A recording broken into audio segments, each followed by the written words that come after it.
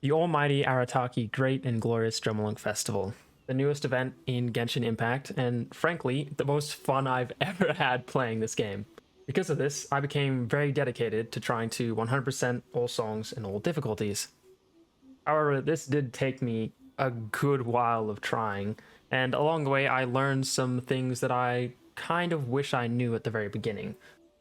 So today I am going to share all those tips and tricks and little things that I learned that should hopefully help speed up the process for you. Now before I get going, I would like to let you know that there is no 100% guaranteed super secret that'll just let you win. As well as the fact that everything I say might not be useful to you. Take it all with a grain of salt and do what works for you. With that out of the way, let's get into it. Now, this first bit of advice probably won't apply to too many people, but if you do have the choice between playing on either a mobile device or on a computer, I would recommend giving both a go and seeing what you prefer. Myself personally, I don't have access to Genshin on mobile, so I did play fully on PC and it worked fine for me. However, try them both out, see what you prefer, and go from there. Now, the next thing that I would very much recommend is using the Edit Beatmap feature. This feature is especially useful because a lot of the songs tend to get harder on the latter halves. Because of this, you can waste a lot of time playing through the first half of the song, which you've probably mastered by now, just to hit the second difficult section and suddenly fail. This is really annoying because you have to play through the first half of a song just to try and practice the second half. But by using the Edit Beatmap feature, you can skip to any part you want and practice that part alone. This is easily the biggest time saver that you can do. All you have to do is hit Edit Beatmap on whatever song you want to practice, go up to the top left, click Import, and then select whatever song difficulty you need to practice.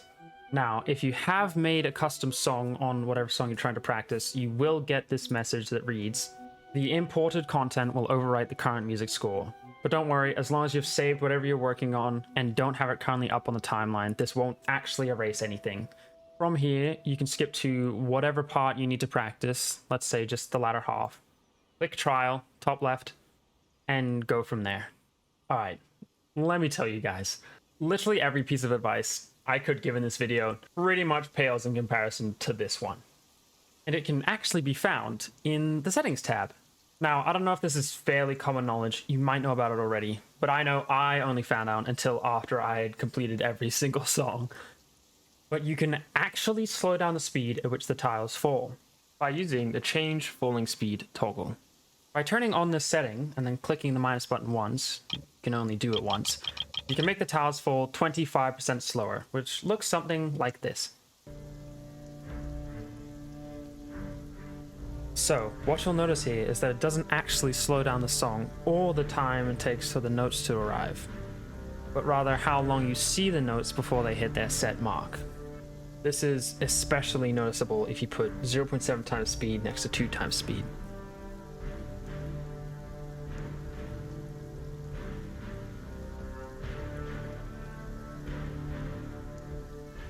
My last big bit of advice is frankly very general and can apply to a lot, but I still think it's very important, and that is, if you start getting frustrated, take a break.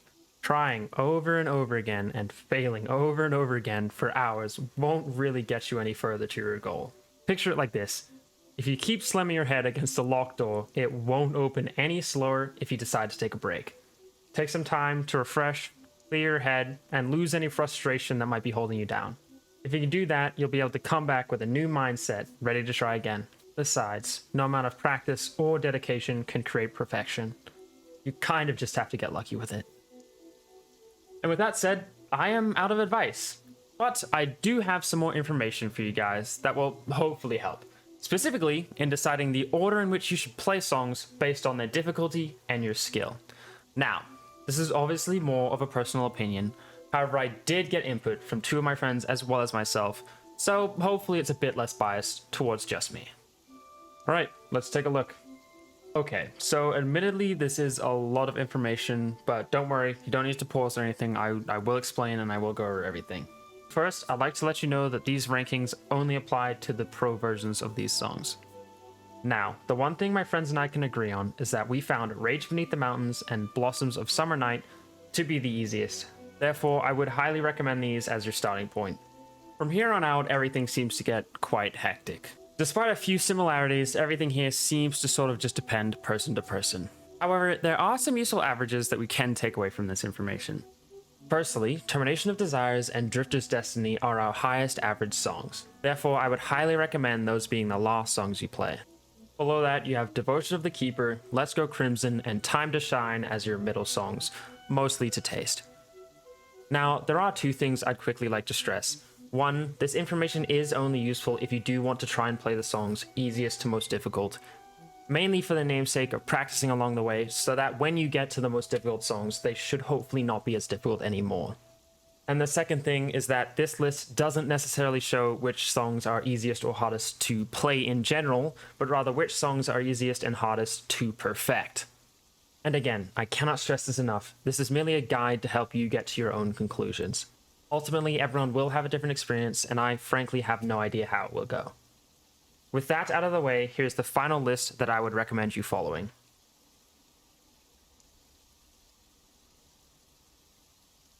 And finally, I have two more little tidbits of information that I think might help.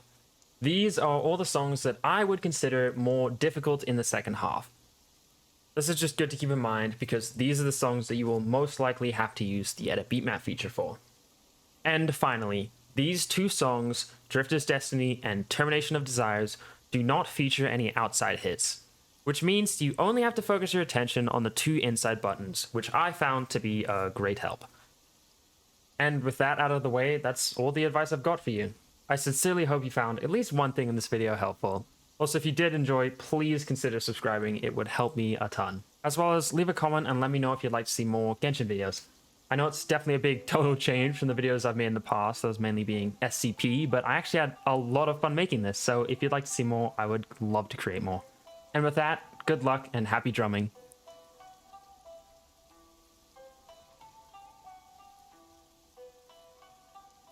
Also, fun fact, did you know you can actually get struck by lightning while playing a song? Looks a little something like this.